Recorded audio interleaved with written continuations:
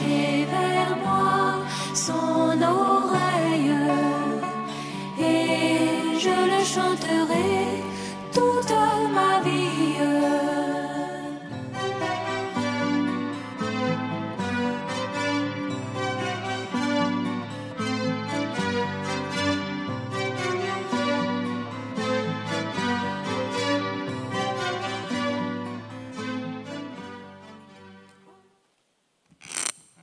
Gloire à Dieu. Je vous salue tous dans le grand et glorieux nom de notre Seigneur Jésus-Christ. Je salue les frères qui nous écoutent par l'Internet.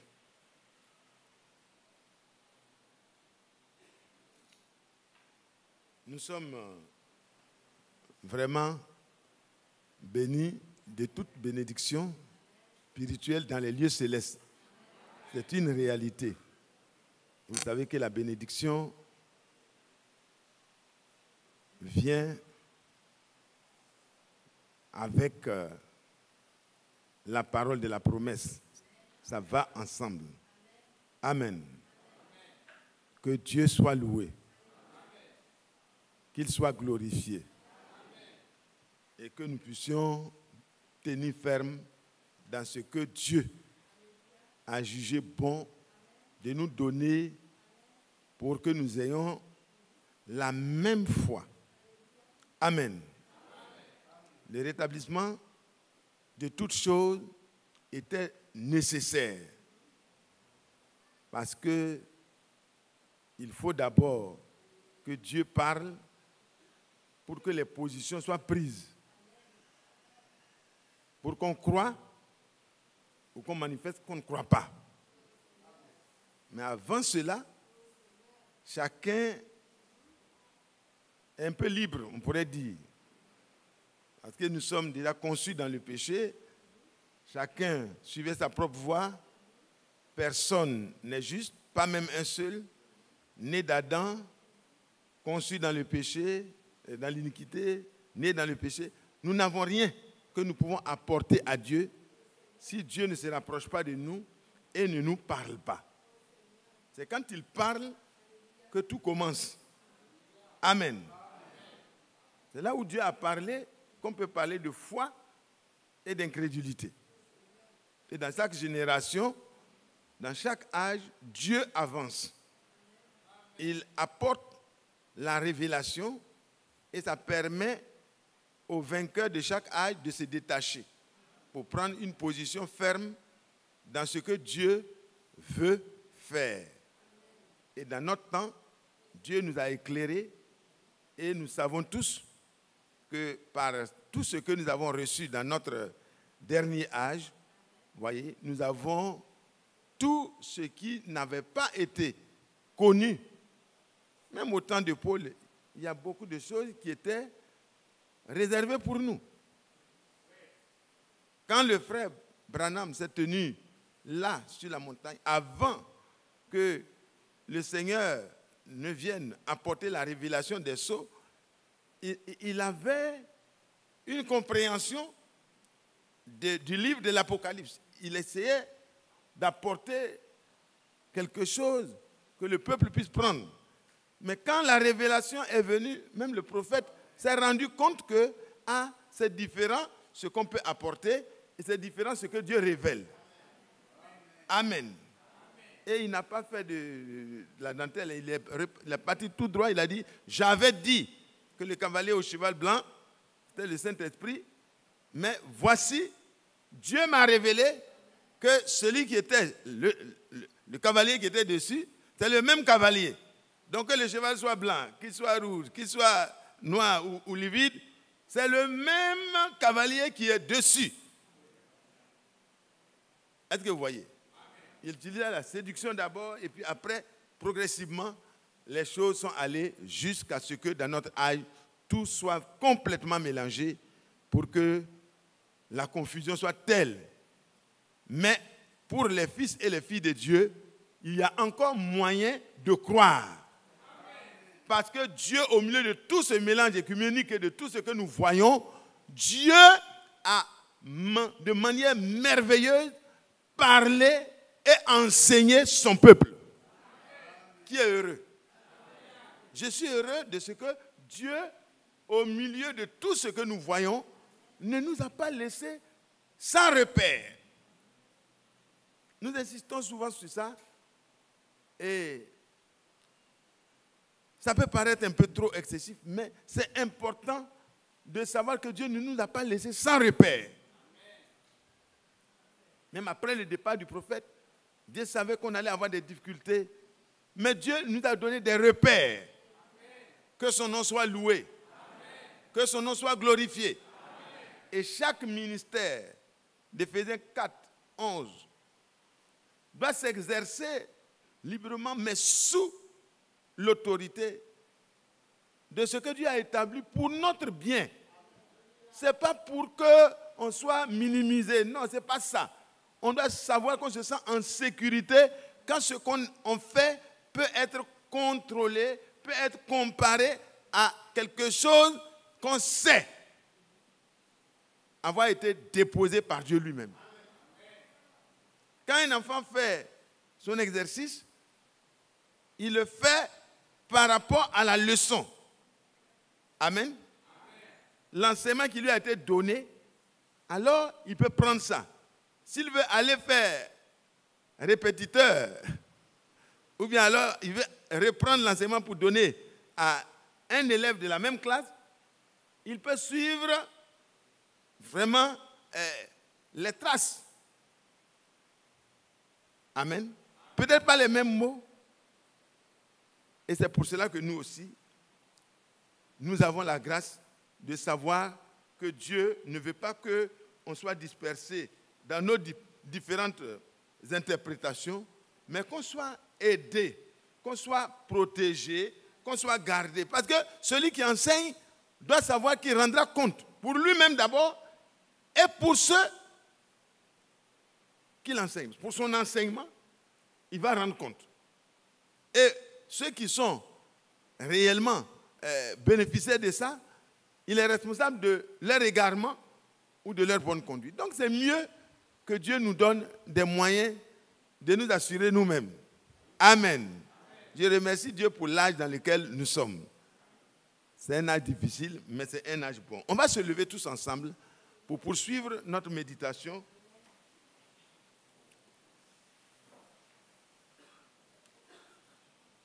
Dans Ésaïe 53. Ésaïe 53.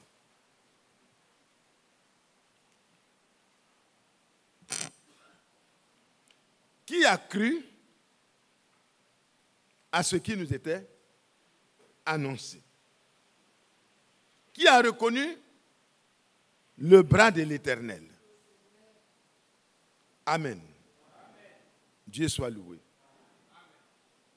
Donnez le micro à notre frère Kéo, il va prier.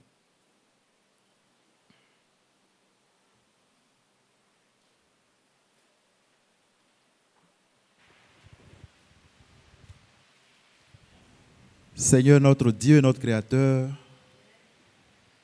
nous venons de lire ta sainte et précieuse parole. Notre prière, Seigneur, c'est que tu nous parles par la bouche de ton serviteur. Toi qui connais nos besoins, qui connais l'état de nos cœurs et de nos vies, que ta parole vienne avec puissance ce matin et que tu nous corriges, que tu nous éclaires, que tu nous mettes dans la bonne position pour être prêt en vue de l'enlèvement. Au nom de Jésus, nous te le demandons. Amen. Amen. Veuillez vous asseoir, s'il vous plaît, mes frères.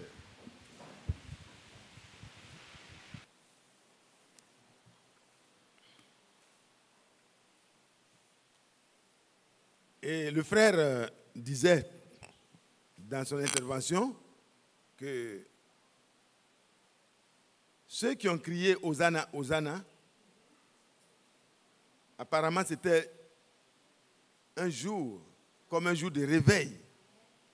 C'était vraiment, les cantiques étaient fort belles, vraiment conduits de fort belle manière. Hosanna, au fils de David. Loué soit celui qui vient au nom du Seigneur. C'était déjà écrit. Ils ont accompli ça exactement. Tout à fait juste. Et c'est très merveilleux. On pourrait dire, voici des croyants. Mais au milieu de cette belle assemblée qui criait Hosanna, il y avait, comme le frère a prêché, 3 sortes de croyants. Il y avait des gens qui étaient très enthousiasmés. Ils avaient vraiment confiance que c'est le Christ. Il y en a qui ont été entraînés par l'enthousiasme des autres. Et bon, tout ce que vous pouvez imaginer. Mais la question qui se pose, qui a cru? Qui a vraiment cru aux choses que Dieu nous a annoncées dans notre temps? Parce que dans chaque période, Dieu avance, Dieu éclaire, Dieu annonce les choses qui sont pour le temps dans lequel nous sommes. Il permet qu'on sache que telle écriture, c'est ça qui s'accomplit maintenant. Mais qui a cru? Quand le Seigneur est venu, il y a eu d'abord les promesses concernant sa naissance.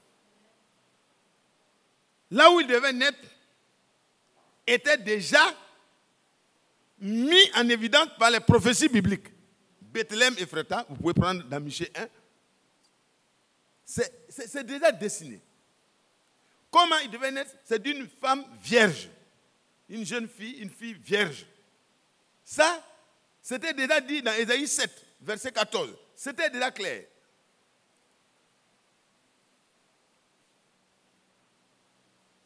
Donc, là où il devait exercer son ministère aussi, là où il devait apparaître, nous savons que là aussi, c'était déjà prophétisé.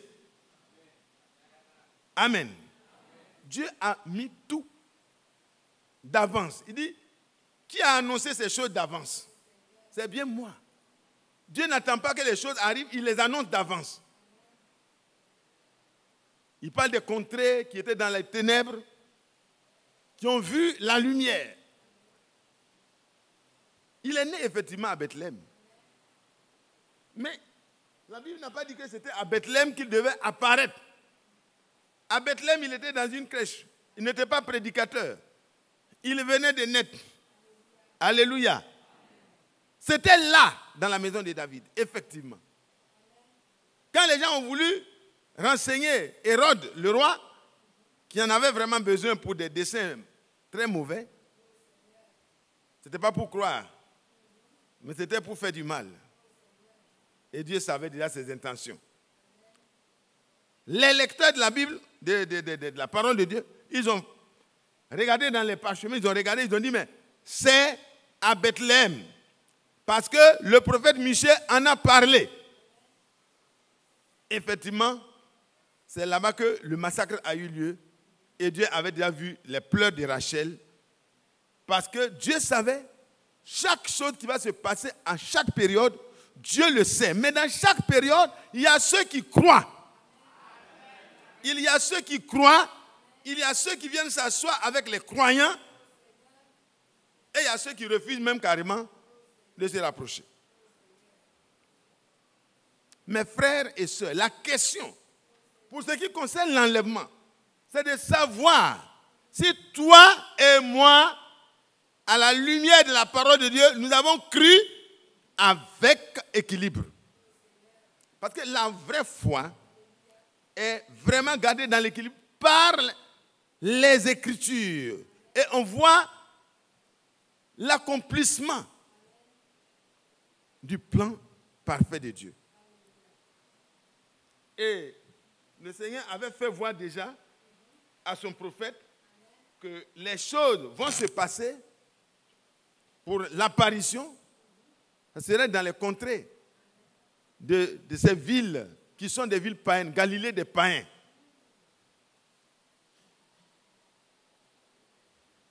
Et là, les Juifs ont été figés dans une partie. Ils voyaient Bethléem. Mais ils n'ont pas lu que la lumière va apparaître dans cette contrée qui est assise dans les ténèbres. C'est là-bas que Jésus, la lumière du monde, a commencé son ministère après son baptême d'eau. et le Saint-Esprit qui est descendu sur lui. Quand il a fini les 40 jours de jeûne, quand il est venu, c'est dans ces contrées-là. Mais est-ce que c'est quelque chose qui était étonnant? Non, Dieu avait annoncé d'avance les choses qui allaient se faire. Dieu savait que les Pierre, les Jean, les Jacques, c'était là-bas. Ils étaient en train de faire leur pêche. Donc Dieu savait où ils allaient partir pour prendre les premiers gros poissons. Que Dieu soit loué. Et Dieu te connaît, mon frère. Dieu te connaît, ma soeur. Mais la question, chacun doit répondre personnellement à cette question. Dans notre temps, le temps passé, il y a eu des croyants qui ont pris position pour la parole de leur temps. Mais en notre temps, qui a vraiment cru? Même dans le ministère de Frère Branham, il y a eu beaucoup qui ont accouru à cause des miracles. Mais qui a vraiment cru? Dans le ministère d'enseignement et d'apôtre que notre frère a exercé pendant plus de 50 ans, il y a eu des personnes qui ont accouru. Nous sommes au nombre de ces personnes. Mais qui a vraiment cru? Voici la question. Qui a cru à ce qui nous était annoncé?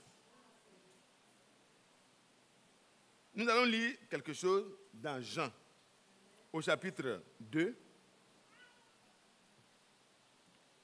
pour vous permettre d'être assez critique envers nous-mêmes. Nous ne sommes pas critiques envers les autres. Hein? Parce que le problème de l'enlèvement, c'est individuel. Je ne peux pas répondre à la place de mon ami s'il a cru ou s'il n'a pas cru. Je peux juger selon l'apparence. Je peux penser que comme le frère, il dit Amen fort, c'est qu'il a cru. Hosanna fort, c'est qu'il a cru. Il peut avoir cru et dire Hosanna fort, Amen fort, c'est bon. Mais il peut ne pas croire aussi. Il peut être enthousiaste. Donc le problème, c'est chacun qui doit répondre à la question qui a cru. Au verset 22, 23 du moins, Jean chapitre 2, verset 23. Pendant que Jésus était à Jérusalem, à la fête de Pâques, plusieurs crurent en son nom, voyant les miracles qu'il faisait. Je pose la question à chacun de nous. Qu'est-ce qui t'a amené à croire au nom de Jésus? Tu as pris ton baptême au nom de Jésus. Tu as cru au nom de Jésus. C'est une bonne chose. Tu t'es distingué des trinitaires, tu t'es distingué des binitaires, tu t'es distingué de Jésus seul. Amen. Toi, tu crois que le nom qui t'a été donné pour que tu sois sauvé, c'est le nom de Jésus. C'est une bonne chose. Mais voilà un groupe de croyants. Ils sont partis à Jérusalem, à la fête de Pâques. Et plusieurs crurent en son nom. Pourquoi? Parce que les miracles, quand même, c'est pour attirer notre attention sur ce que Dieu est en train de faire dans notre temps. Et quand le Seigneur a projeté sa venue, il a dit, voici comment vous allez reconnaître que le Messie lui-même est là. Ésaïe 35. Il dit, il viendra lui-même et vous sauvera. Amen. Il viendra lui-même et vous sauvera. Alors, les aveugles vont voir. C'est Ésaïe 35, le verset 6. Mais verset 5, il dit, non, verset 4 s'il te plaît. Dites à ceux qui ont le cœur troublé, prenez courage, ne craignez point. Voici votre Dieu, la vengeance viendra. Il viendra, la rétribution de dimanche. Il viendra lui-même et vous sauvera. Donc ça, c'était vraiment programmé. Il n'y a rien Et la suite, alors, les yeux des aveugles s'ouvriront. Alors, les oreilles des sourds s'ouvriront aussi. Et alors, le boiteux va sauter comme un cerf. Ça, au travers des disciples, les boiteux ont commencé effectivement à sauter. Et la langue du muet éclatera de joie. Car des eaux jailliront dans le désert et des ruisseaux dans la solitude. Donc, voyez que l'effet des miracles, quand Jean-Baptiste a envoyé pour savoir si c'était le temps et si c'était vraiment le Messie, si c'était ce qui était promis, le prophète qui devait venir, qui était comme Moïse, et en qui tous devaient croire, s'ils ne croient pas en ce prophète, ils vont périr dans leur péché. Parce que ce n'était pas un prophète seulement, c'était le prophète. C'était Dieu lui-même venant dans un corps de chair pour parler à son peuple et les racheter par le sacrifice. Donc, il était important de croire en son nom. Et Jean-Baptiste est venu pour les aider. Et il est dit dans Jean 1, verset 6, il y eut un homme envoyé de Dieu. Son nom était Jean. Il n'était pas lui-même la lumière, mais il est venu pour rendre témoignage à la lumière. Et quand il a rendu témoignage à la lumière, soudain, le Seigneur est venu au Jourdain. Et quand le Seigneur est venu au Jourdain, Jean-Baptiste a voulu dire non, c'est moi qui dois être baptisé par toi. Et pourquoi tu viens pour que moi, je te baptise? Il dit non, non, il faut qu'on accomplisse toute justice. Parce qu'en tant que le premier, dans plusieurs frères, dans le corps humain, il était entièrement humain, il était vraiment, je veux dire, il était homme. Et c'est pour que vous et moi, nous suivions cette trace que tout cela devait être fait. Lui, il n'avait pas à croire, parce que lui, il est la parole. Mais vous et moi, si nous devons croire vraiment tel qu'il va nous apporter l'exemple et la révélation. Donc, Jean-Baptiste le voit, il se rend compte que c'est vraiment l'agneau de Dieu qui a été promis là, c'est lui qui est là. Parce que le Christ, dans la première venue, ne vient pas pour régner. C'est le même qui est le roi des Juifs, c'est vrai. Mais il n'était pas venu pour régner. Il est venu pour racheter ses sujets afin qu'ils ne soient pas sous la domination de quelque autre empire. L'empire du péché et de la mort régnait sur tous les hommes. Et le Seigneur est venu d'abord, comme il a dit dans Amos, dans Osée 13, le verset 14, il est venu pour détruire d'abord le péché et le diable qui règne par le péché. Il est venu pour détruire cela. Il fallait cela d'abord. Pour qu'on puisse croire, il fallait que la rédemption qui était promise puisse être accomplie. Et le Seigneur est venu, dans la simplicité, il a accompli cela. Mais avant cela, vous voyez qu'il est apparu. Il a été baptisé. Et vous savez que, comme le frère l'a expliqué, il s'est mis à prier. Et le ciel s'ouvrit. Et l'Esprit de Dieu descendit. Et la voix se fit entendre du ciel pour montrer l'approbation de Dieu. Ce n'est pas ce qu'un homme approuve sur la terre seulement, mais il faut que du haut des cieux, le témoignage vienne.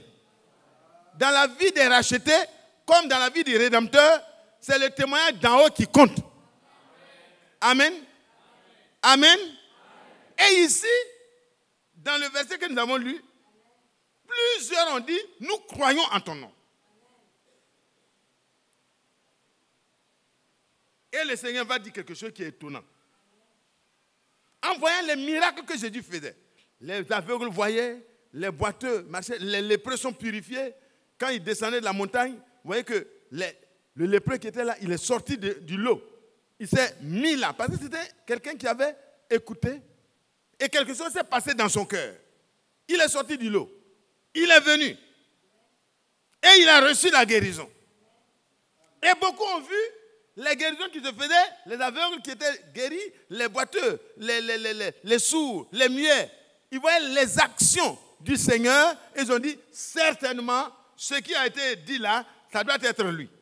On va aller voir. On va aller vérifier. On va aller examiner. Ils sont arrivés et beaucoup ont dit, bon, nous croyons. Et quand Dieu a envoyé son serviteur, dans notre temps aussi, beaucoup ont dit, nous croyons. C'est le prophète de l'âge. Mais dans la suite, quand on est arrivé à la phase de l'enseignement, il y a eu une séparation. Donc, dire que nous croyons, c'est une chose. Mais qu'est-ce que Dieu dit de notre foi? Regardez au verset 24. Mais Jésus ne se fiait point à eux, parce qu'il les connaissait tous. Ça, quand j'ai lu ça, j'ai dit, dire, nous sommes les vrais croyants de la fin des temps, c'est une très bonne chose. Parce que nous sommes placés dans la position où nous devons effectivement donner toute notre confiance en ce que Dieu est en train de faire. Mais voyez des gens qui ont déclaré. Et Jésus, qui voit tout, qui regarde comme le frère priait tout à l'heure, il parlait effectivement que nous ne voulons pas placer notre confiance dans un serviteur de Dieu ou dans qui que ce soit, nous voulons la placer en Jésus et en lui seul. C'est réel. Alors, ce que je dis, ce que tu dis, qu'est-ce que Jésus en dit?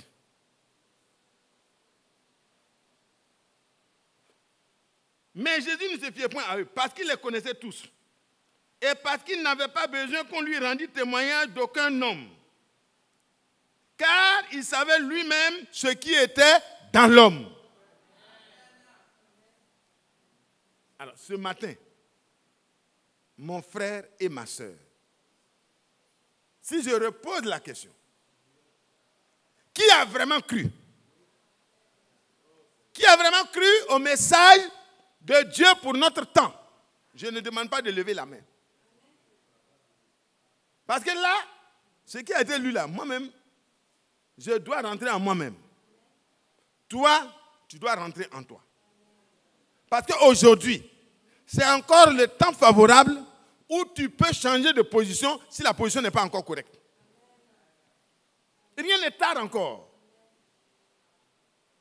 Dans 2 Corinthiens au chapitre 6, le verset 1, 6 et 2, il est dit, c'est maintenant le temps favorable. C'est aujourd'hui le jour du salut. C'est-à-dire c'est le moment où Dieu écoute et exauce encore. Au temps favorable, je t'ai exaucé. Au jour du salut, je t'ai sauvé. Voici maintenant le temps qui est favorable. Mais pour que tu puisses implorer la grâce de Dieu, il faut que tu connaisses ta position. Il ne suffit pas de dire j'ai cru. Beaucoup ont dit nous croyons. Nous croyons en ton nom. Mais j'ai dit regarde, il ne leur fait pas confiance. Alors aujourd'hui, frères et sœurs, au regard de ta position dans la parole révélée de ton temps, est-ce que Dieu, du haut des cieux, à ta prière, il a pu répondre comme il a répondu pour le fils premier-né? Parce que tout le monde peut dire nous croyons. Tout le monde, personne n'a le droit de dire à l'autre, toi, pour toi là c'est faux. Ils sont tous assis à la même chaire. Nous écoutons la même prédication. Et si vous repartez, frère, dans 1 Corinthiens 10, prenez 1 Corinthiens 10. Nous allons revenir. Jésus n'a pas besoin que quelqu'un rende témoignage de son frère. C'est vrai que quand un frère a un bon témoignage, on peut parler, ah j'ai vu le frère, voilà le comportement qu'il a eu, vraiment, c'était honorable, c'était merveilleux. Le frère s'est bien comporté, il s'est bien illustré dans son travail. Ça fait de la joie à ceux qui sont ses frères et ses sœurs. Mais le témoignage des hommes peut peut être écorché plus tard. Ce n'est pas pour ça qu'on peut dire que le frère est perdu. Mais quel est le témoignage de Dieu? C'est là la question. Prenez 1 Corinthiens 10. Frères, je ne veux pas que vous ignoriez que nos pères ont été sous la nuée, qu'ils ont tous passé au travers de la mer, qu'ils ont été baptisés en Moïse dans la nuée et dans la mer. Ils ont tous mangé le même aliment spirituel. Ils ont tous bu le même breuvage spirituel, car ils buvaient à un rocher spirituel qui les suivait, et ce rocher était Christ. Ça, ces faits-là, on peut prêcher des semaines sur les faits qui ont été cités. Parce que quand Israël, avant qu'Israël sorte pour être sous la conduite de la nuée, il a fallu des miracles dans tout l'Égypte pour mettre fin à la rébellion de Pharaon, pour montrer qu'il y a un seul. Il y a un seul qui a promis et il y a un seul qui réalise ses promesses. Dieu a promis à Abraham que sa postérité, ses descendants seront du moins esclaves dans un pays qui ne sera pas leur pays d'abord. Parce que le pays que Dieu leur avait réservé, ce n'était pas l'Égypte, c'était un temps. Et ils y feront 400 ans. Et au bout de 400 ans, après 400 ans, Dieu interviendrait. Dieu lui-même l'a dit par serment. Il y avait une alliance qui a été faite ce jour-là entre Abraham et Dieu. Et celui qui était le garant de cette alliance, c'est Dieu lui-même. Parce que c'est la partie forte qui garantit. Amen. Mais Abraham s'est montré fidèle. Par la grâce de Dieu. Et Dieu au temps marqué. Le Dieu des temps et des circonstances. Le Dieu qui n'oublie pas ses promesses. Quand Israël est arrivé, après 400 ans, là-bas, dans la servitude dans laquelle ils se trouvaient, leurs cœurs sont vraiment tournés vers le Seigneur et c'était le temps favorable. C'était le temps favorable pour que Dieu les exauce. Parce que ce n'était pas avant. 300 ans peut-être qu'ils pleuraient. Mais ça ne suffisait pas encore. Dieu a dit, après 400 ans, j'interviendrai. Quand à la période favorable, Dieu a entendu leur cri, il avait d'abord exilé Moïse, parce que Moïse voulait intervenir avant le temps. Les gens ont dit à Jésus, mais il faut aller, c'est la période de la fête, ses propres frères. Comme tu as des disciples, il faut aller pour qu'ils croient en toi. Va à la fête. Il était sous menace d'arrestation, tout ça. Mais Jésus est apparu à la fête et il disait que non, vous, tous les temps, vous pouvez agir. Mais moi, j'agis en mon temps et en mon heure. Amen. Dieu ne se met pas sous la pression de quelqu'un. Ce qu'il annonce là, quand le temps arrive, il n'y a aucun obstacle qui peut le faire renoncer à ce qu'il a promis de faire pour toi et moi. Et pour le peuple d'Israël, leur cri est monté, il envoie Moïse. Moïse n'était plus un soldat entraîné et qui était dans la quarantaine avec la force de l'âge, mais Moïse était un homme âgé comme frère Isaac. Pensez un seul instant que Dieu envoie frère Isaac quelque part pour aller délivrer son peuple avec un bâton. Ah, c'est quand même difficile. Au moment où le frère avait 40 ans, il y a des choses qu'il peut faire, tu ne peux même pas imaginer. Mais à 80 ans, on est diminué de beaucoup de choses. Et c'est là, quand l'homme est faible, que Dieu montre sa force. Et Paul dit, c'est quand je suis faible, c'est alors que je suis fort. Parce que tu ne t'appuieras plus sur toi-même, tu t'appuieras sur le Seigneur. Et là, je repars au psaume 84, que le frère nous avait fait lire la dernière fois, et le frère Isaac nous avait exhorté sur ça aussi, ici. Alors, au chapitre 84, le verset 5, pour ne pas prendre du temps. Heureux ceux qui habitent ta maison, ils peuvent te célébrer. Heureux ceux qui placent en toi leur confiance, leur appui. Ils sont heureux. Qu'est-ce qui se passe? ils trouvent dans leur cœur des chemins tout tracés. Lorsqu'il traverse la vallée de Baca, il la transforme en un lieu plein de sources. Et la pluie la couvre aussi de bénédictions. Leur force augmente pendant leur marche. Alléluia. Leur force, quel que soit leur âge, leur force augmente pendant qu'ils marchent avec Dieu. Frère, ce qui est dramatique, c'est de marcher sans Dieu. Leur force augmente pendant qu'ils marchent avec Dieu. Et s'ils traversent des endroits qui sont déjà des endroits comme maudits, ces endroits-là deviennent bénis. Et les sources sortent pour arroser ceux qui étaient en train de mourir. Ça, c'est la présence de Dieu.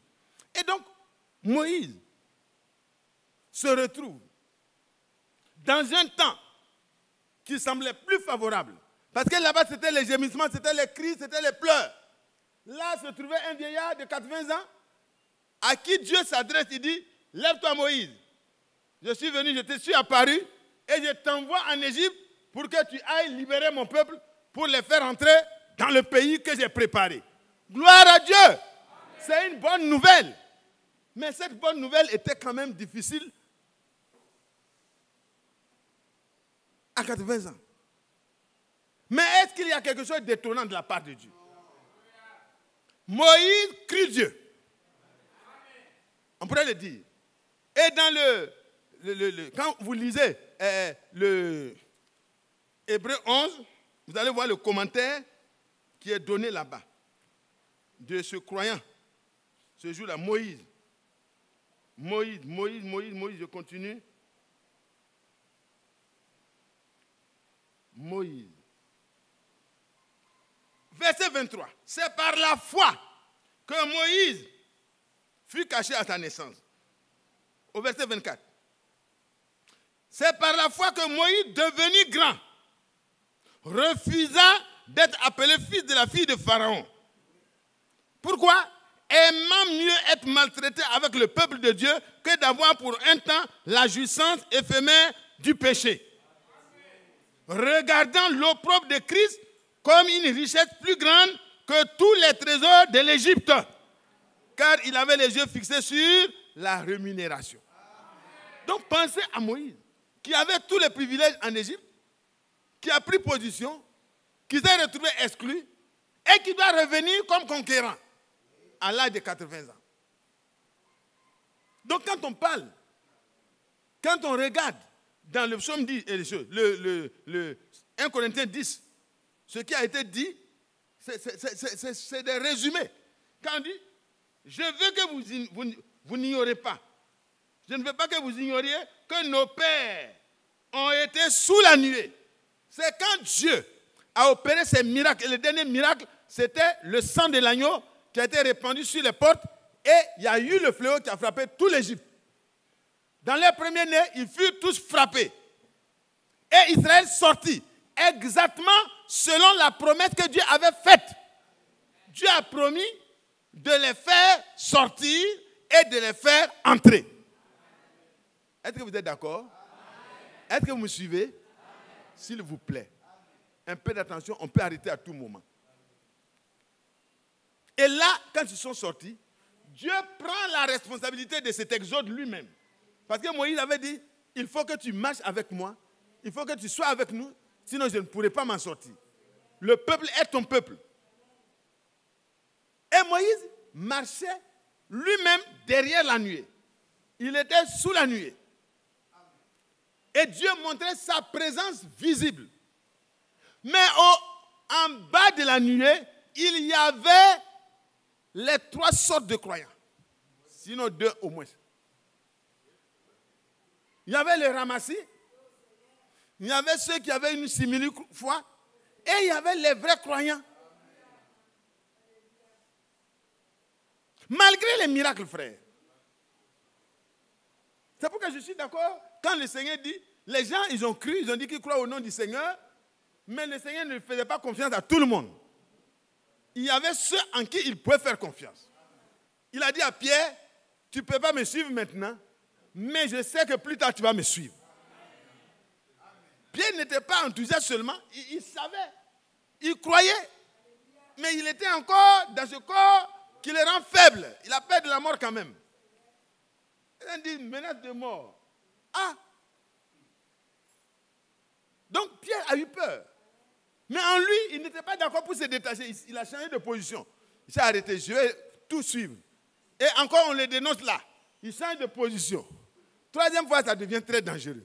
Il met des imprécations, il jure. Il cherche vraiment par tous les moyens à se défaire. Mais le Seigneur se tourne pour le secourir. Alléluia. Le Seigneur se tourne et dit, Pierre, je t'avais déjà dit. Donc, ne t'en fais pas. Alléluia. Je t'ai dit que tu ne pourras pas. Mais je t'ai dit aussi que plus tard, tu le pourras. Et Pierre se retire, il pleure, il se repent, il reconnaît que la chair ne sert de rien. C'est l'esprit qui donne la vie. Oh, que Dieu soit loué. Il y avait des gens comme Jean. Il y avait des disciples qui étaient restés là, dans les environs. Ils croyaient. Mais il y avait des gens qui ont suivi le grand mouvement. Ils ont dit au Seigneur, nous croyons en toi. Et un jour, ils ont suivi. Quand le Seigneur a pris la barque, il est allé de l'autre côté, hop, ils ont pris les raccourcis. Ils sont allés là. Dès que le Seigneur débarque, hop, ils sont là. Il dit, mais on te cherchait. Vraiment, on est content des réunions comme ça. Vraiment, tu parles comme ayant autorité. C'est bien, Seigneur. Nous sommes là. Et le Seigneur dit, ce n'est pas parce que vous voulez croire. Ce n'est pas parce que vous croyez aux choses qui vous ont été annoncées. Ce n'est pas la parole qui vous intéresse. Vous venez pour des intérêts terrestres. Donc la question, qui a cru là? Frère, elle mérite d'être examinée par chacun de nous intérieurement.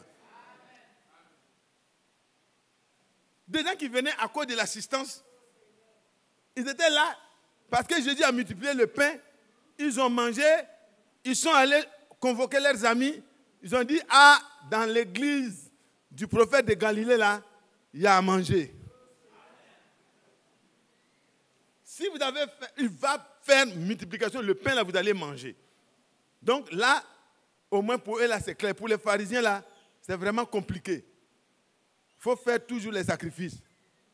Pour lui là, c'est lui qui multiplie les pains, on mange. Et Jésus dit, ce n'était pas à cause de la parole, mais c'était à cause des miracles et du pain qu'ils ont mangé. Alors, la même question s'est posée. Il dit, mais les gens ont dit, ils ont cru. Jésus dit, non. Je ne fais pas confiance à tout le monde. Parce que je sais ce qui est à l'intérieur de chaque individu. Donc, ce matin-là, la question n'est pas de te condamner, non. Personne ne peut condamner son frère parce que nous n'avons pas les dossiers complets.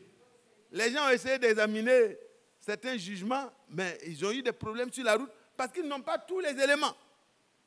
Mais le Seigneur, il a chaque élément concernant la vie de chacun.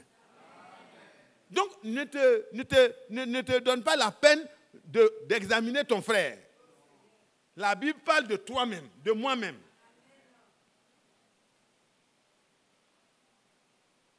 Ils ont été sous la nuée.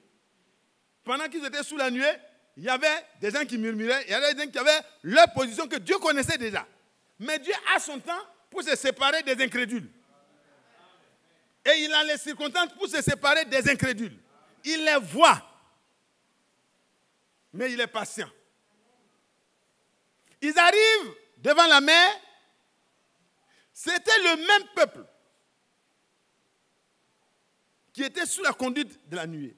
Devant la mer, vous voyez la présence surnaturelle de Dieu. Mais ce n'est pas Dieu qui a créé le ciel et la terre, la mer et tout ce qui est contenu. Il est là lui-même. Il dit, je les ferai sortir et je les ferai entrer. C'est ce qu'il a dit à Abraham. Donc les croyants, ce n'est pas parce qu'ils n'avaient pas peur de la mer, ce n'est pas parce qu'ils n'avaient pas peur de ceux qui sont derrière les Égyptiens, mais ils avaient plutôt confiance que le Dieu qui leur a fait la promesse est le Dieu qui permettra que la promesse se réalise.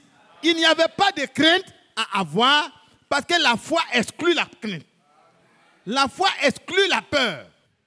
La foi ne permet plus aux croyants de considérer les circonstances pour dire ça là, c'est difficile. Non. il regarde derrière le danger, il regarde devant la barrière infranchissable et il commence à pleurer. Et Moïse lève les yeux et le Seigneur lui dit, mais pourquoi tous ces cris? Ils ne savent pas que je suis là, ils voient ma présence. Pourquoi ces cris? Dans notre âge, Dieu a encore montré sa présence surnaturelle dans le dernier Exode. Il a montré de manière claire. Et nous sommes en train d'écouter ces retransmissions qui concernent les services de guérison. Pour montrer que dans notre temps, Dieu a encore parlé et il a accompagné ça de signes, de miracles, pour que nous ayons foi, que nous puissions nous appuyer sur sa parole. Et ceux qui s'appuient sur le Seigneur et ses promesses, ils ont quoi? Ils trouvent devant eux des chemins tout tracés. Israël devant la mer, il n'y a pas de route. Mais comme ils s'appuient sur le Seigneur, comme la promesse était qu'ils vont sortir et ils vont entrer, Moïse lève le bâton et le Seigneur ouvre le chemin. Le chemin était déjà tout tracé. Mais il fallait qu'il s'ouvre seulement devant eux. Quel est ton problème aujourd'hui? As-tu cru? Est-ce que tu as cru vraiment à ce que Dieu a annoncé pour notre temps? Est-ce que tu as cru que par la grâce de Dieu, tu as été racheté, tu as été sauvé, tu as été libéré, tu as été relevé de là où tu étais tombé en Adam? Est-ce que tu crois réellement? Si tu crois, tu verras la gloire de Dieu pour la suite. Mais si tu ne crois pas, Dieu ne peut rien faire parce que Dieu ne compose qu'avec ceux qui croient ce qu'il a promis et qu'il est en train de faire. Dieu ne fait rien dans un programme désordonné. Tout est ordonné d'avance. Que Dieu soit loué. Même sa mort pour nous racheter était déjà prophétisée.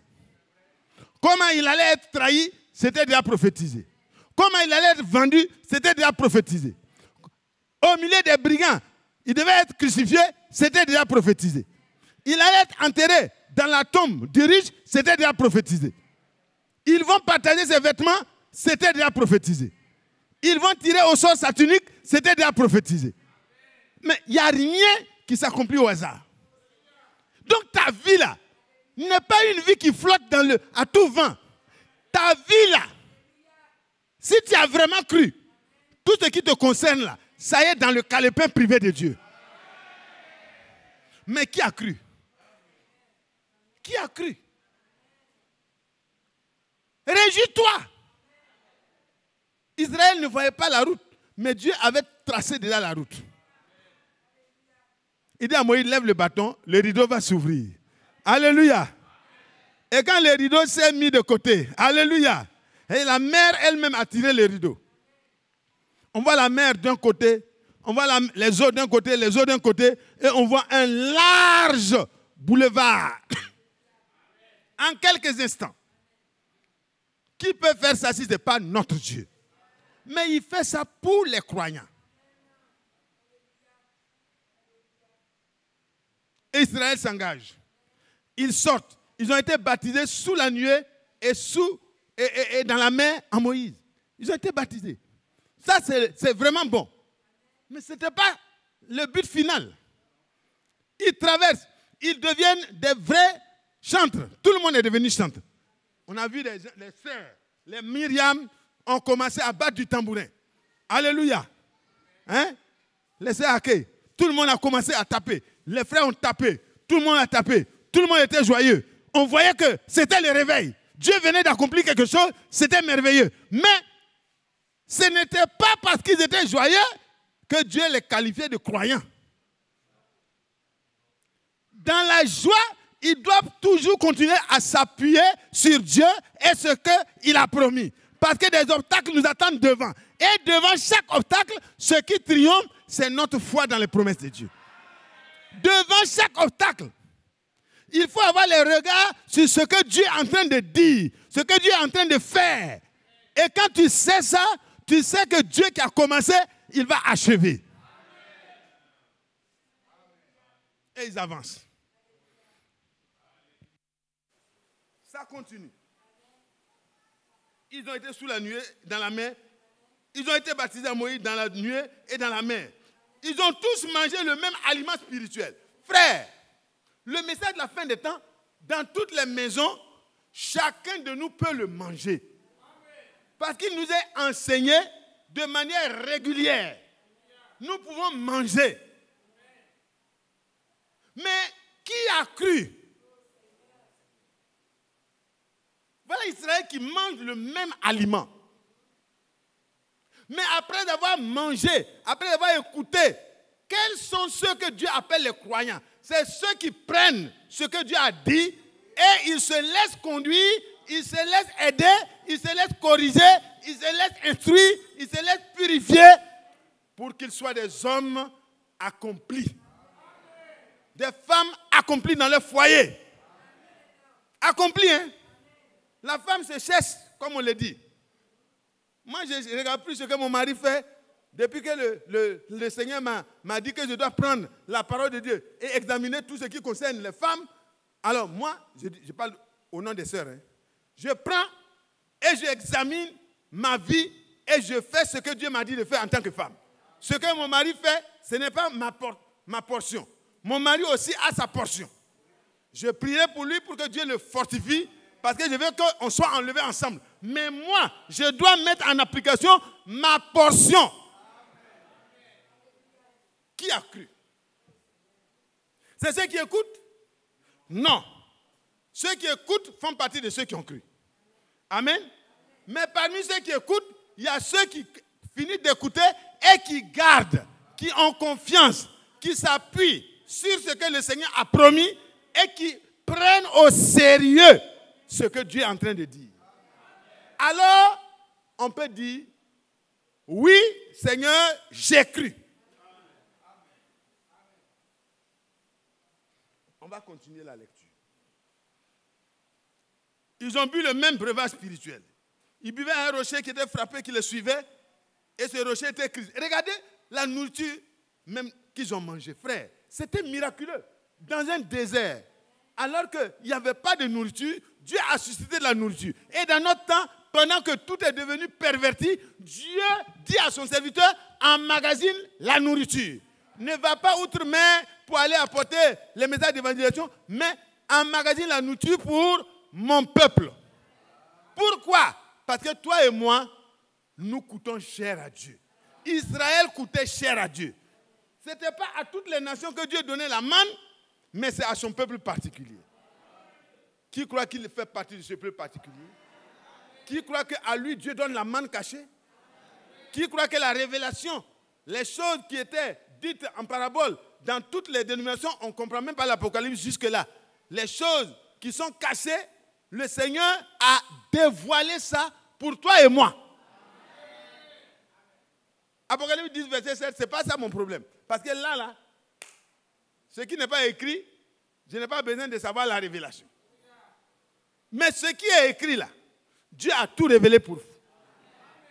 Et Israël pouvait marcher dans le désert pendant 40 ans sans avoir faim. Et aujourd'hui, à la fin des temps, chaque vrai croyant ne peut pas dire qu'il a faim spirituellement. Dites Amen. Pendant la traversée, la frère, Dieu a donné la nourriture qu'il faut pour que chacun mange à sa satiété.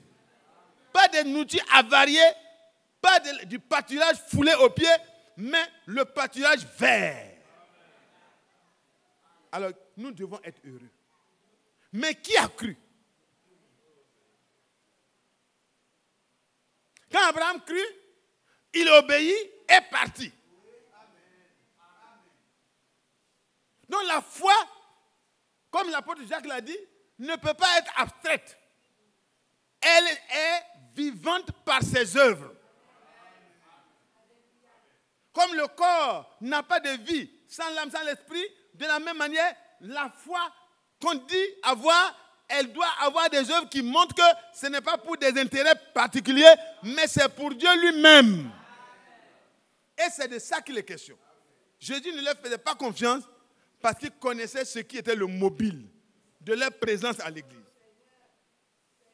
Le mobile de Matthias, le mobile de chacun de nous, Dieu le connaît. Et c'est pour ça qu'il faut craindre. Il n'est pas celui qui juge superficiellement selon l'apparence.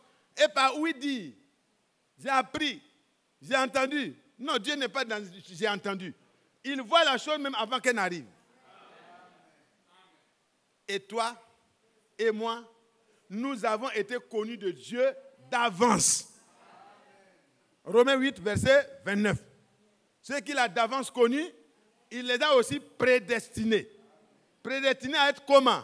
À être semblables à l'image de son Fils. C'est-à-dire tout ce que son Fils a été, les prédestinés vont marcher dans les mêmes traces. Ce n'est pas l'autoproclamation. On peut dire, je suis un élu. Voyez comment je prophétise. Voyez comment je prêche. Voyez comment je sais, je connais le message. Tout ça, c'est des bons éléments qui, mis ensemble avec une vraie foi, te donnent d'avancer. Mais ça ne suffit pas. Il faut que Dieu voie à l'intérieur. Que la disposition de cœur est telle que Dieu peut te dévoiler, te révéler ce qu'il est en train de faire. Que Dieu soit loué. Ils ont marché avec le même aliment. Ils ont mangé ça. Ils ont bu l'eau du rocher. Et là, c'est encore un grand miracle. Comment un rocher, habituellement, les frères qui sont dans les trucs de géologie, alors, on creuse dans les endroits où c'est montré favorable. Et on place un tuyau, des tuyaux jusqu'au fond. Et on met une pompe. S'il y a une défaillance de la pompe, tu n'as pas d'eau. C'est pas vrai? Mais le Seigneur dit, pour qu'on n'ait pas besoin de pompe, pour qu'on n'ait pas besoin de cordes, sinon les gens allaient faire des palabres au puits là-bas. Parce qu'ils sont nombreux. Dieu dit, le rocher le plus dur. Néhémie dit, le rocher le plus dur. Dieu dit à Moïse, va vers ce rocher-là. Et frappe ce rocher. Parce qu'un jour, le rocher, notre roc, le rocher d'où nous avons été tirés sera frappé pour que nous soyons abreuvés. Donc Dieu montrait l'image déjà de ce qui allait venir. Et il frappe le rocher. Et le rocher ouvre sa bouche. Et l'eau commence à jaillir du haut jusqu'en bas. C'est le contraire. Dieu agit de manière surnaturelle. Donc déjà là, ça doit arrêter les inquiétudes et les murmures. Comment lui, il ne creuse pas en bas? On dit la nappe souterraine se trouve en bas. Dieu dit, à partir du rocher, je vais faire sortir la nappe souterraine de telle sorte que ça soit filtré comme jamais. Et le rocher ouvre sa bouche et l'eau commence à déborder. Et Israël mange. Israël boit.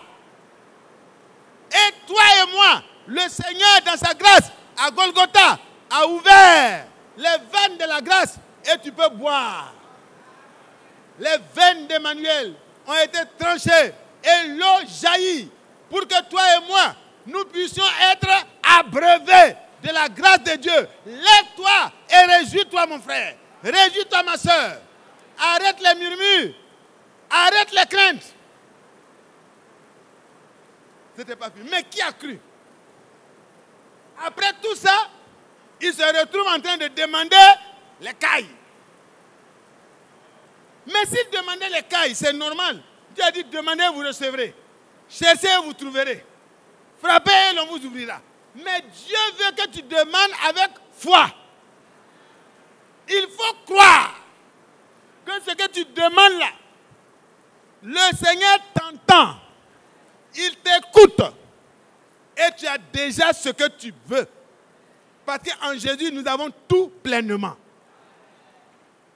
Malheureusement, ils n'ont pas demandé de cette manière. Est-ce qu'ils avaient vraiment cru? Ils ont vu les miracles. Ils ont vu les bienfaits de Dieu. Mais ils n'avaient pas encore compris. Ils vont murmurer encore. Dieu leur donne. Ils sont à l'entrée de la terre promise. Ils voient les preuves. Et ils se révoltent. Oh! Si on était mort en Égypte, c'était mieux. Parce que les géants sont là. Ils vont nous tuer tous. Est-ce qu'ils ont cru? Frère, regardez bien, continuons. Au verset 11. Ces choses leur sont arrivées pour servir d'exemple. Et elles ont été écrites pour notre instruction. C'est-à-dire pour nous instruire. À nous qui sommes parvenus à la fin des siècles. Donc, frère, autrement dit, ces choses qui sont écrites là, vous voyez, frère Mathias, tu parles des choses, tu retournes dans Genèse, tu es en train de parler, mais c'est écrit pour vous et moi, qui dans le dernier exode, à la fin des temps, nous sommes arrivés et nous vivons les mêmes contestations. Dieu veut que toi et moi, nous cessions de nous inquiéter. Si nous avons cru, s'il n'a point épargné son propre fils, mais l'a livré pour notre salut, il ne va pas refuser de donner aux croyants ce dont il a besoin pour la suite du combat. Mes frères, le problème, qui a cru? Qui a vraiment cru? Nous allons repartir. Prenez 2 Corinthiens au chapitre 13.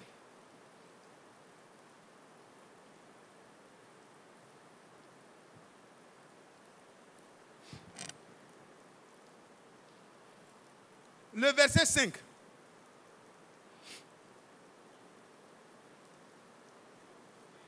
Nous avons lu pour les Israélites, hein? Mais maintenant, voici la question que l'apôtre Paul aborde par le Saint-Esprit. Il dit, examinez-vous vous-même pour savoir si vous êtes dans la foi. Je ne vous entends plus, hein? La Bible te dit à toi et moi. On n'a pas dit d'examiner les autres. Examine ton mari, examine ta femme, examine tes enfants. Non. Examine les prédicateurs. Les prédicateurs n'ont qu'à examiner. Non. Nous là, on doit s'examiner. Premièrement même. Parce que nous avons une double responsabilité. Chacun de nous doit s'examiner en tant que croyant pour voir s'il est vraiment dans la foi.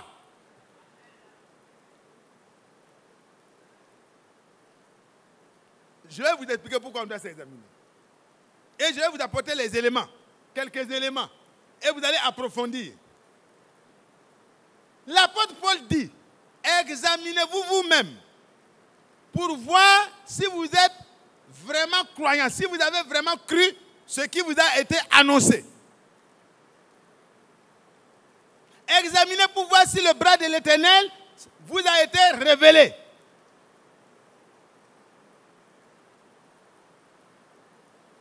Éprouvez-vous vous-même. Ne reconnaissez-vous pas que Jésus-Christ est en vous? À moins peut-être que vous ne soyez réprouvés. Amen. Donc la situation est grave. L'enlèvement, là, ça ne se fera pas en groupe frère. L'enlèvement, ce n'est pas une affaire de l'Assemblée d'Abidjan, c'est nous. C'est nous l'Assemblée d'Abidjan, c'est nous qui serons enlevés. C'est bien, les enlevés sont parmi nous. Mes frères et sœurs, le problème est personnel. Qu'est-ce que tu fais de ce que Dieu dit?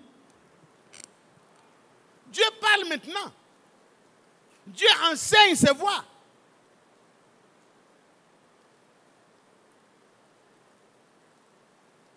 Prenez. Examinez-nous. Chacun n'a qu'à s'examiner. On va repartir dans Luc, au chapitre 3.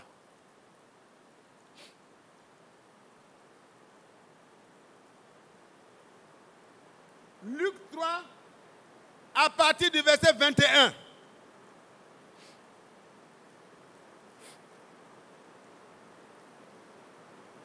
Tout le peuple se faisait baptiser. Se faisant baptiser, Jésus fut aussi baptisé.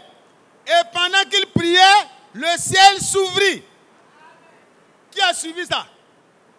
Qui a suivi cet enseignement-là? Pendant que Jésus priait, le ciel s'ouvrit. Et le Saint-Esprit descendit sur lui, sous une forme corporelle. comme une colombe. Et une voix se fit entendre du ciel. Tu es mon fils bien-aimé. En toi, j'ai mis toute mon affection. Que Dieu soit loué. Frères et sœurs, voici Jésus le modèle par excellence. Jésus le Fils de Dieu. Jésus qui est venu par la naissance au moyen de la parole. Il se fait baptiser par celui qui était le messager qui précédait sa venue. C'est pour cela que, à la fin des temps, Dieu a envoyé son messager aussi pour que nous puissions connaître le vrai baptême. Si tu es assis ici, tu n'as pas été baptisé au nom du Seigneur Jésus-Christ, tel que les apôtres l'ont fait, tu dois te faire baptiser parce que c'est important. Celui qui va croire au sacrifice de Jésus qui sera baptisé sera sauvé. Mais ça ne s'arrête pas là. Ça ne s'arrête pas là. Tu es peut-être membre de la congrégation. Mais pour faire partie du corps de Christ, il y a une étape. Parce que si la repentance est sincère, alors tu reçois le pardon de tes péchés et par l'Esprit de Dieu, il y a un travail qui se fait à l'intérieur pour que tu deviennes une nouvelle création. Et tu es un fils de Dieu. Oh là là! Qui croit qu'il est fils de Dieu? Qui croit qu'il a cru? Qui croit que par la grâce de Dieu, il a accepté le sacrifice de Jésus-Christ et le pardon de ses péchés? Nous sommes sauvés par grâce. Et le moyen d'y parvenir, c'est de croire ce que Dieu nous a dit. Mais Jésus ne s'est pas arrêté là. Après le baptême d'eau du Fils de Dieu, il pria et le ciel s'ouvrit. Et ce que nous avons lu là, prenez 1 Jean au chapitre 5. Vous allez voir que ce que nous avons lu là, Dieu donne ça. 1 Jean au chapitre 5. Regardez. Au verset 9. Et si nous recevons le témoignage des hommes, le témoignage de Dieu est plus grand. Car le témoignage de Dieu consiste en ce qu'il a rendu témoignage en son Fils. Amen. C'est quel jour Dieu a rendu témoignage à son Fils? Le jour de son baptême. Quand il a reçu le baptême, qu'il a prié, il y a eu des choses qui se sont accomplies. D'abord, le ciel s'ouvrit. Ensuite, l'Esprit descendit de manière réelle sur lui. Ensuite, la voix du témoignage de Dieu s'est faite entendre.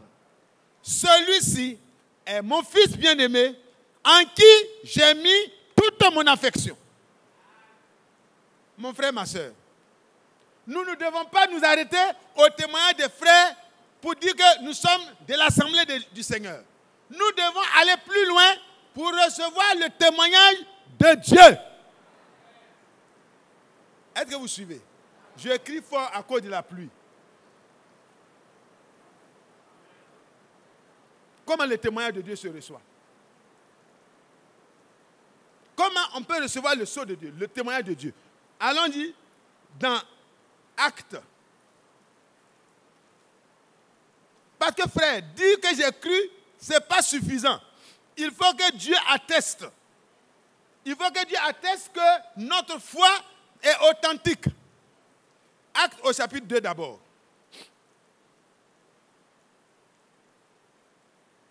Le premier-né a reçu son témoignage.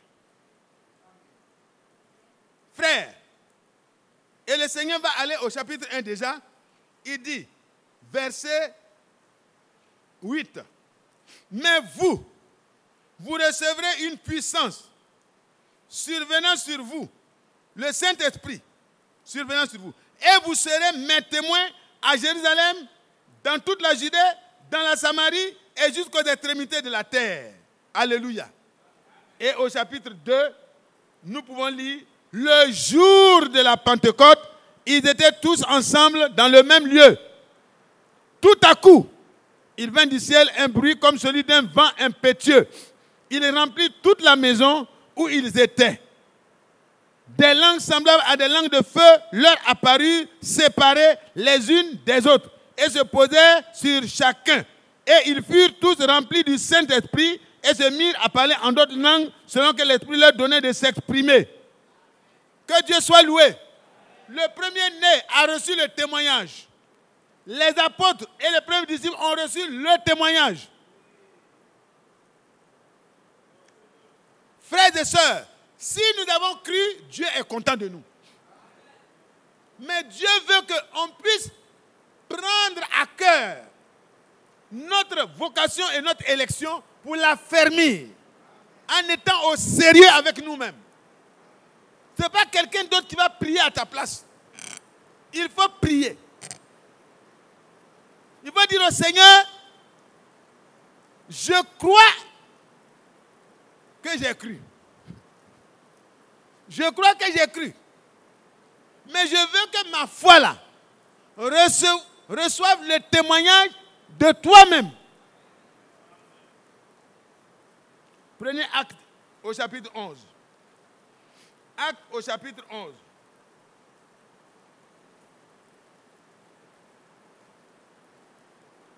Au verset 12. L'Esprit me dit de partir avec eux sans hésiter. Les 6 hommes que voici m'accompagnèrent. Nous entrâmes dans la maison de Corneille. Cet homme nous raconta comment il avait vu dans sa maison l'ange se tenant devant lui et disant, envoie à Jopé et fais venir Simon surnommé Pierre. Qu'est-ce qu'il va faire? Qui te dira des choses par lesquelles tu seras sauvé, toi et toute ta maison. Lorsque je me fus mis à parler, le Saint-Esprit descendit sur eux, comme il est descendu sur nous au commencement. Frères et sœurs, nous avons reçu la parole de la vérité et nous devons croire. Si nous croyons ce que Dieu est en train de faire dans notre temps, Dieu nous donnera son témoignage personnel avant la manifestation des fils de Dieu. Il y a quelque chose qui doit nous lier, nous connecter.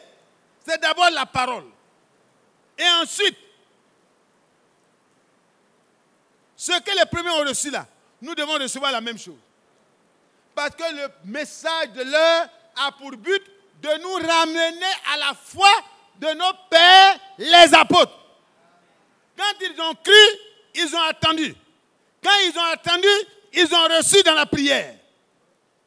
Ils ont persévéré jusqu'à ce que le ciel s'ouvre aussi. Que Dieu soit loué. Est-ce que nous croyons que Dieu n'a pas changé? Tout à coup, verset 2, il vint du ciel. Amen. Le même ciel d'où est venu le témoignage de Jésus-Christ là. Le témoignage pour les apôtres, tout à coup, est venu du ciel aussi.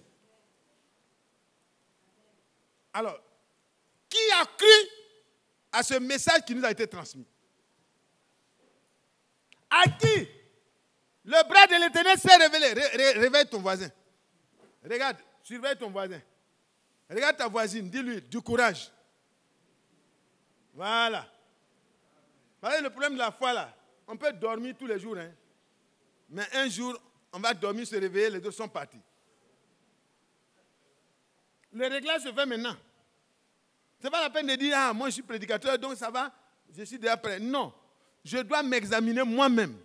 Chacun de nous doit s'examiner pour voir s'il est dans la foi dont Dieu parle. Parce que la foi des apôtres là est venue par le moyen de la vraie parole. Et la vraie parole suscite la vraie foi. Et quand la vraie foi est là, Dieu la confirme.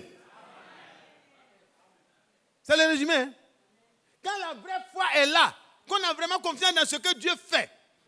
Pierre était un homme mandaté. Et quand il a été envoyé chez Corneille, il n'a pas dit ce qui lui plaît, mais il a enseigné selon l'Esprit ce que les hommes réunis devaient recevoir. Envoyé du Saint-Esprit. Lui-même, il était étonné de ce que Dieu s'adresse à des païens. Mais Dieu lui a dit, j'ai choisi ces païens-là. Et Dieu t'a choisi. Et Dieu m'a choisi. Et aujourd'hui, Dieu nous parle de manière directe. Pourquoi? C'est pour que notre foi monte comme la foi des apôtres. Ils sont allés dans la chambre haute, ils étaient en train de mettre de l'ordre comme ils peuvent. Et par la grâce de Dieu, tout à coup, il vient du ciel. Retournons dans Actes au chapitre 11, comme nous sommes en train de lire. Au verset 16. Et je me souviens de cette parole du Seigneur. Jean a baptisé d'eau, mais vous, dans peu de jours, vous serez baptisés du Saint-Esprit. Mais vous, vous serez baptisés du Saint-Esprit. Or, puisque Dieu leur a accordé le don, le même don qu'à nous qui avons cru. Mais tout vient de la foi, frère. Le Seigneur ne peut rien faire sans ta foi. Le Seigneur a déjà fait sa part. La rédemption est accomplie. Le Saint-Esprit, le ciel s'est ouvert, il est descendu. Le jour de la Pentecôte, il est descendu encore pour manifester sa présence dans les rachetés comme il a été dans les rédempteurs. Qu'est-ce qui se passe? Si notre parent rédempteur avait besoin du témoignage du ciel, si les premiers disciples ont eu besoin du témoignage du ciel, toi, à la fin des temps, si tu crois dans le mandat que Dieu a donné à son homme pour t'enseigner comme Pierre, alors tu dois recevoir. Il ne suffit pas de dire frère Branham a dit, frère Franck a dit, frère Branham a dit, frère Franck a dit, ça ne suffit pas. Après ce qu'ils ont dit là, quel a été l'effet sur toi? Examine ta vie. Tu trouveras en toi-même des raisons de penser que tu as cru ou que tu n'as pas cru. Il dit, est-ce que moi je peux m'opposer à Dieu quand il a confirmé la foi de ces personnes-là? Parce que les gens lui demandaient pourquoi tu es allé chez les païens et puis tu les as baptisés. Il dit, moi j'ai baptisé d'eau. Mais Dieu m'a déjà précédé en les baptisant de l'Esprit. La même chose, le don qu'il nous a fait là. Nous, on n'a pas mérité le Saint-Esprit. C'est un don. Et vous savez que le jour de la Pentecôte, quand Pierre prêchait, il en a parlé rapidement. Nous lisons ça. Et nous retournons. Après avoir entendu ce discours, verset 37, il eut le cœur vivement touché. Et il dit à Pierre et aux apôtres, hommes frères, que ferons-nous? Premièrement, repentez-vous. Frère, est-ce que tu es passé par la porte de la repentance? Quand ta vie roule toujours dans le péché tous les jours, est-ce que vraiment tu as cru? Est-ce que tu as compris que c'est à cause de nos iniquités, de nos péchés, que le Seigneur a été puni à la croix? Est-ce que tu peux voir Jésus ensanglanté à cause de ton péché et puis tu vas aimer encore le péché? Est-ce que tu peux continuer à rouler dans la même chose et puis dire j'ai cru? J'ai été baptisé au nom de Jésus-Christ. Plusieurs crurent en son nom. Mais Jésus ne leur faisait pas confiance. Et le frère Branham dit, la colombe ne descendra pas sur un cabri. Elle descendra sur l'agneau. Et si ta nature est encore la mauvaise nature, le Seigneur t'interpelle. Il a dit, interromps le service de guérison et prêche la repentance à mon peuple. Appelle-les à la repentance. C'était important. Et le service a continué certainement les autres jours. Frères et sœurs, je vous demande pardon. Examinez votre foi là. Est-ce que vous êtes passé d'abord par l'écoute de la vraie parole? Maintenant, après avoir écouté la vraie parole, par les bouches que Dieu a mandatées, comme au temps de Pierre, est-ce que tu as cru que tes péchés sentent mauvais aujourd'hui, que mes péchés sont vraiment quelque chose de désastreux qui a coûté la vie de l'innocent? Est-ce que j'ai compris ça?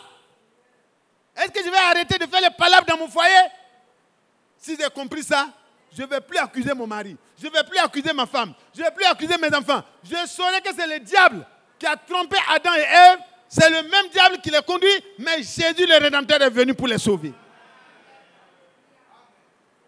Celui qui s'est repenti, qui a reçu la grâce, il est prêt aussi à être patient et à implorer la grâce pour les autres. Repentez-vous. Et après la repentance, le Seigneur pardonne les péchés de celui qui se repent. Comme il a dit à cette femme-là, elle n'était pas encore baptisée. Dit, tes nombreux péchés te sont pardonnés.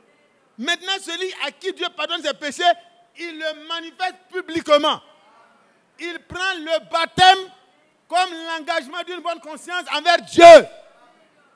Mais ça ne finit pas.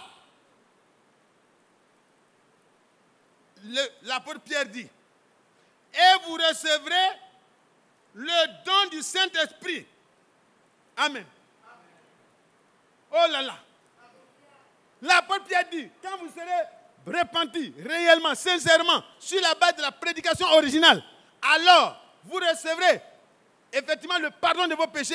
Et si vous êtes baptisé au nom de Jésus-Christ, vous avez fait l'obéissance de la foi, alors Dieu vous donne comme cadeau, comme gage, comme preuve. Il vous donne ça. Il vous donne son esprit pour dire, vous êtes pour moi maintenant.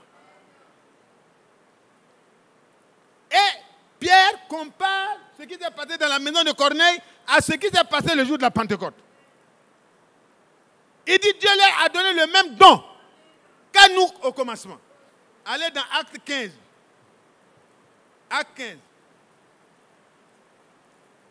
Acte 15, le verset 7.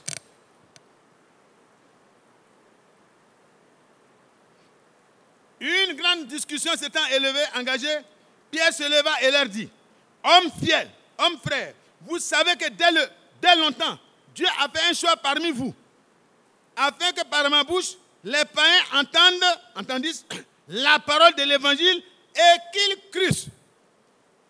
Pierre se savait mandaté. Pierre se savait en mission de la part de Dieu. Il dit, Dieu m'a envoyé chez Corneille un païen pour que la première fois où les païens vont entendre la même parole de l'évangile, ce soit par ma bouche. Et il continue. Dieu, il dit, quand je suis allé, je leur ai annoncé l'évangile afin qu'ils croient. Et si vous partez dans Acte 10, vous allez voir ce qui s'est passé. Acte 10, verset 43. Acte 10, verset 43, avant qu'on revienne. Tous les prophètes rendent de lui le témoignage que quiconque croit en lui reçoit par son nom le pardon de ses péchés. Donc le problème, c'est de prêcher pour montrer comment le pardon des péchés est reçu. Jean-Baptiste a dit, c'est l'agneau de Dieu. C'est par son sacrifice qu'on reçoit le pardon de ses péchés. Et quand Pierre a présenté ça de manière claire, les païens ont su que le temps de leur libération a sonné. Alléluia. Vous n'avez pas compris? Quand les païens ont entendu que Jésus-Christ est l'agneau de Dieu et le Messie qui, dans sa première venue, est venu abolir la puissance du péché, mettre fin à l'esclavage du péché et nous amener dans le nouvel exode. Alléluia. Une sortie triomphante.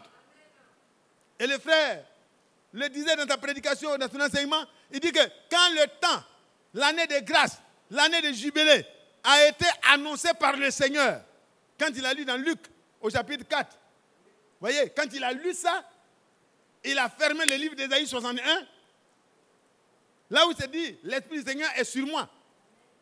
Depuis le jour de son baptême où l'Esprit est descendu, il est parti en mission et il a commencé à proclamer l'année de grâce. Alléluia. Quand il allait sur la montagne, il a été tenté, il est revenu. Quand il est réapparu, revêtu du Saint-Esprit, il pouvait dire, l'Esprit du Seigneur est sur moi. C'est pas vrai? Car il m'a oint pour que je puisse proclamer aux captifs la délivrance, aux prisonniers leur liberté, aux malades leur guérison, et surtout pour proclamer la bonne nouvelle aux pauvres. N'ont pas besoin d'argent pour être sauvés. Et une année de liberté. Une année de jubilé. Et le jubilé veut dire que tu peux avoir été asservi par un péché quelconque. Tu as tenté toi-même de t'en sortir. Mais tu ne pouvais pas sortir de là. Parce que tu n'as pas les moyens pour payer pour ton péché. Mais Jésus, ton Rédempteur est venu. Il a payé tout. Et tu es libre maintenant de dire, je ne ferai plus ce que je faisais. Je ne serai plus une femme rebelle. Je ne serai plus un mari tiraillant. Je ne serai plus un enfant rebelle aux parents. Je ne serai plus un parent qui irrite ses enfants. Je ne serai plus un travailleur qui n'est pas correct. Je deviendrai ce que Dieu a dit que je serai. Saint et irréprochable. Oh là là, une année de grâce. Et quand dans la maison de Corneille, l'année de grâce a été proclamée, il dit tous les prophètes rendent de Jésus-Christ le témoignage que quiconque croit en son sacrifice reçoit par son nom le pardon de ses péchés. Alléluia. On pouvait voir. Corneille dit, oh là là, c'est ce que j'attendais. Je crois réellement que la liberté a été proclamée pour moi et pour ceux de ma maison. Ce n'était pas de l'enthousiasme. Parce que Dieu ne va pas témoigner sur un enthousiasme. Ils sont venus, ils ont dit, nous croyons. Il a dit, je ne crois pas ce que vous êtes en train de faire. Mais dans la maison de Corneille, ils ont simplement écouté. Quand ils ont écouté, dans leur cœur, Dieu a discerné qu'il y avait la foi. Dieu a vu qu'ils croyaient ce qu'ils ont entendu. Ils se sont tournés vers le Seigneur pour dire, Seigneur, sauve-nous. Et ils ont été sauvés. Parce que le temps était encore favorable. C'était le jour où Dieu sauve encore. Et la Bible dit au chapitre 15, le verset 8. Chapitre 15, le verset 8. Et Dieu qui connaît les cœurs leur a rendu témoignage en leur donnant le Saint-Esprit comme à nous. Suivez bien. Là, vous allez voir encore les traces de la foi d'abord. Il n'a fait aucune différence entre nous et eux. Comment ça? Ayant purifié leur cœur par la foi. Dieu ne peut pas venir dans la nature d'un cabri. Il faut que la nature soit changée. Il faut que nous devenions ses brebis, ses agneaux.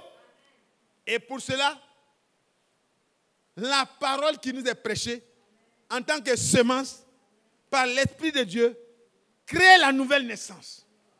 Et quand c'est le cas, le Seigneur purifie notre cœur. Quel que soit ce que tu as fait, comme la femme qui était là, au puits, la femme samaritaine, qui avait déjà beaucoup de problèmes, comme la femme qu'on appelait la femme pécheresse, comme Zachée, comme Matthias, comme tous ceux qui ont cru, le Seigneur purifie ton cœur aujourd'hui.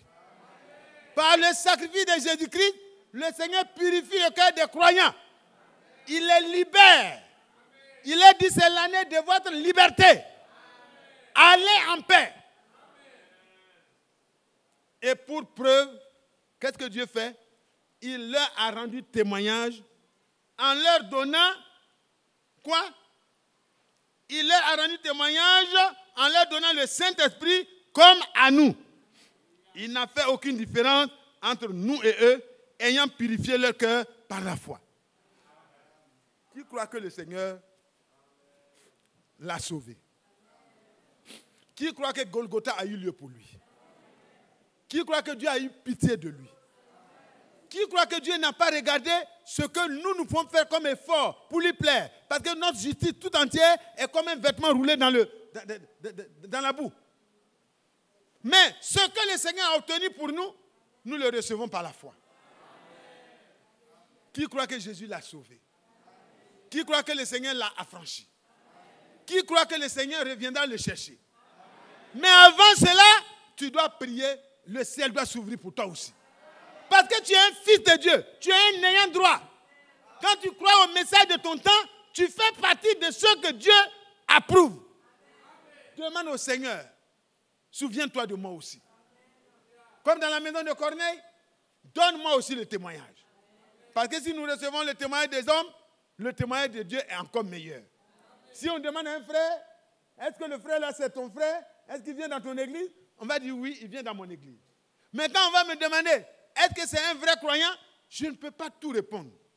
Mais je veux que chacun de nous parvienne à dire, je suis l'un d'eux. Il faut que Dieu témoigne. Pour terminer, lisons Éphésiens au chapitre 1. Éphésiens 1.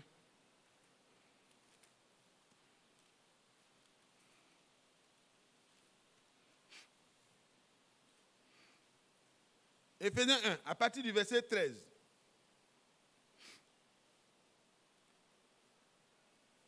En lui. Bon, on peut prendre verset 11. Hein. En lui, nous sommes aussi devenus héritiers, ayant été prédestinés, suivant la résolution de celui qui opère toutes choses d'après le conseil de sa volonté, afin que nous servions à la louange de sa gloire, nous qui d'avance avons espéré en Christ.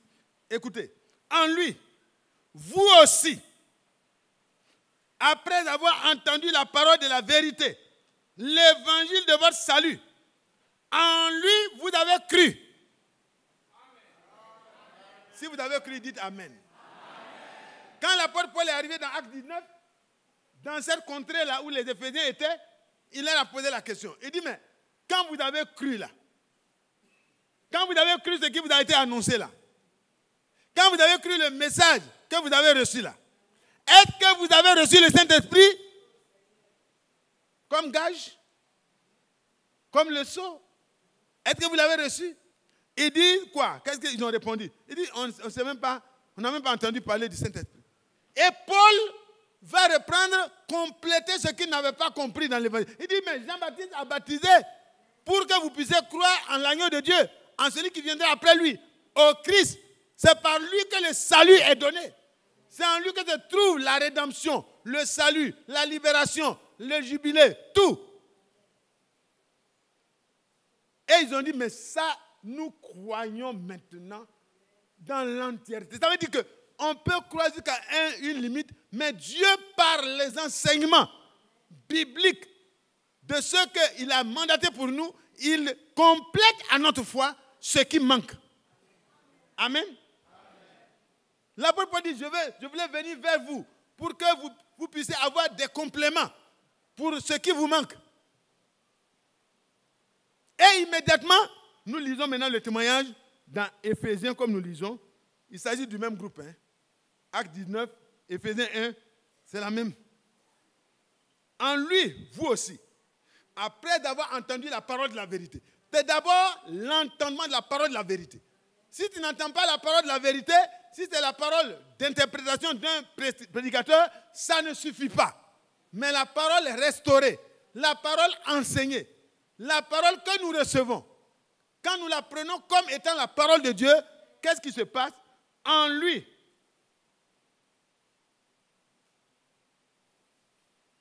vous avez cru.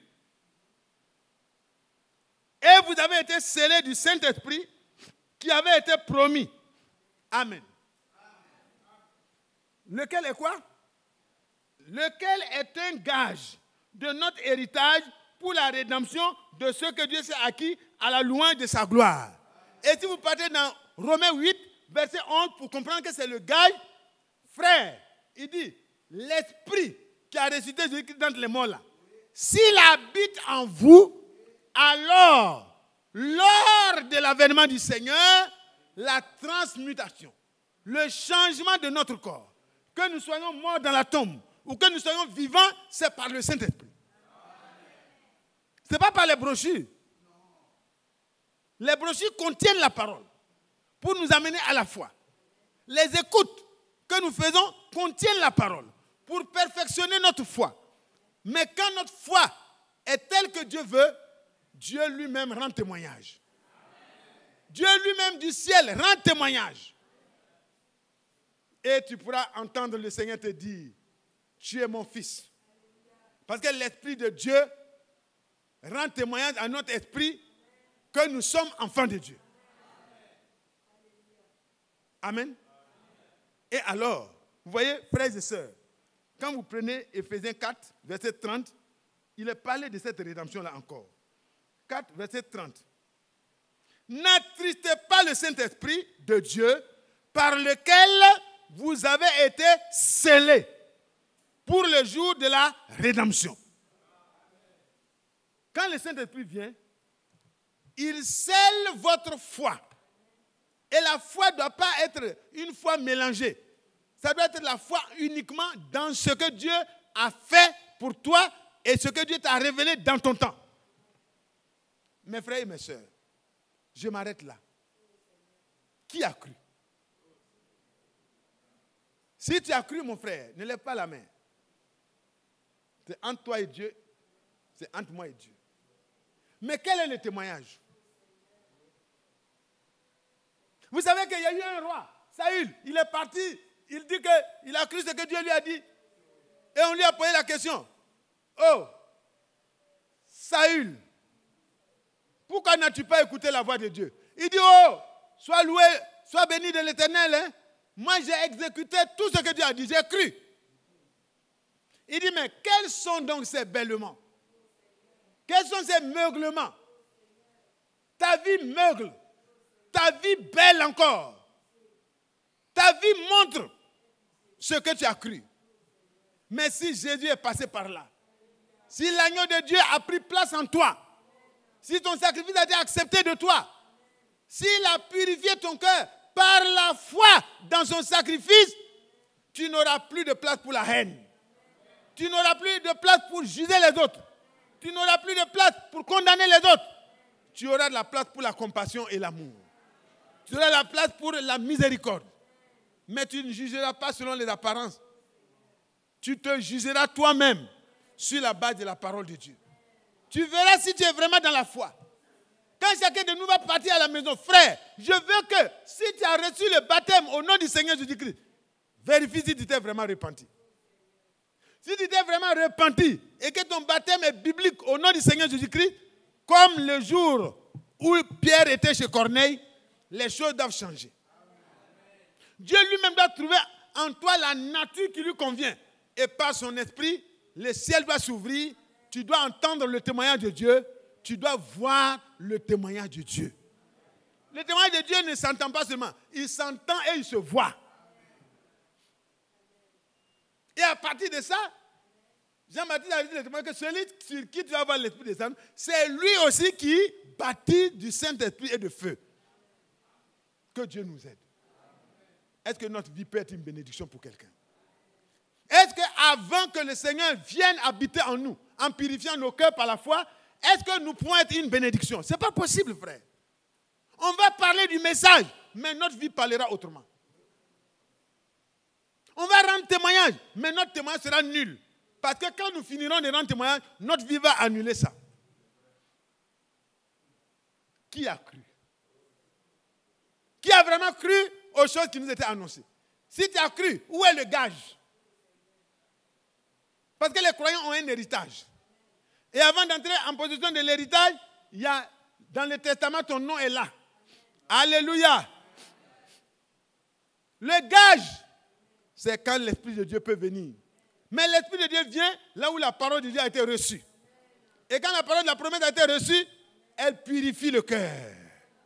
Et quand le cœur est purifié, l'Esprit du Seigneur peut venir et habiter en toi et moi. L'enlèvement, c'est pour bientôt. Beaucoup ont vu des songes sur l'enlèvement. Mes frères et sœurs, ce n'est pas l'appartenance à l'église d'Abidjan, ni à l'église de Krefeld, ni à l'église de Jeffersonville. L'appartenance au Seigneur lui-même, par la foi en la vérité, l'évangile du salut, permet à Dieu, qui voit dans les cœurs, dit celui qui m'aime, il garde ma parole. Quand Dieu voit cela, il s'empresse de venir habiter en toi. Et quand Dieu habite en toi, si Dieu est pour nous, qui sera contre nous? Qui veut que Dieu prenne position pour lui? Qui veut que Dieu prenne position en lui? Qui veut que Dieu tabernacle en lui? Qui veut recevoir le témoignage que sa foi là est authentifiée du ciel? Vous voulez cela? Levons-nous. Et crions au Seigneur. Que chacun ne regarde pas son ami. Si tu veux te mettre à genoux, mets-toi à genoux. Si tu veux rester debout, tu restes debout. Je ne sais pas combien de temps ils ont pris dans la chambre haute. Dans la maison de Corneille, je ne sais pas combien de temps ils ont pris. Il y en a un qui dit, oh, le frère, il est là depuis longtemps, ça ne finit pas. Ça ne finit pas. C'est parce que ton problème n'est pas fini. Parce que le jour de l'enlèvement, là, tu auras le temps pour pleurer. Mais si nous sommes là, nous pleurons aujourd'hui, nous aurons le temps pour nous réjouir éternellement. Je préfère pleurer maintenant. Alors, mettons-nous à genoux, mettons-nous debout, mettons-nous assis. Si tu dors déjà, ce n'est pas la peine de te mettre à genoux. Lève-toi plutôt. Que Dieu nous bénisse. Frère, viens prendre la place.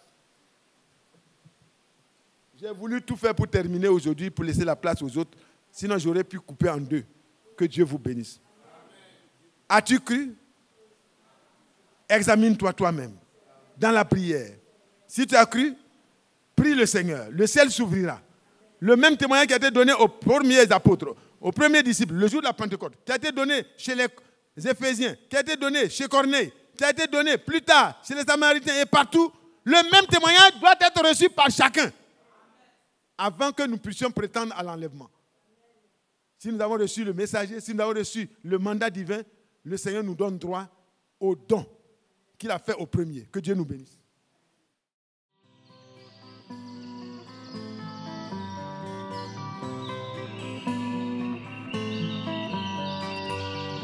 J'aime l'Éternel, car il entend ma voix. Il a penché vers moi son oreille, et je le chanterai toute ma vie.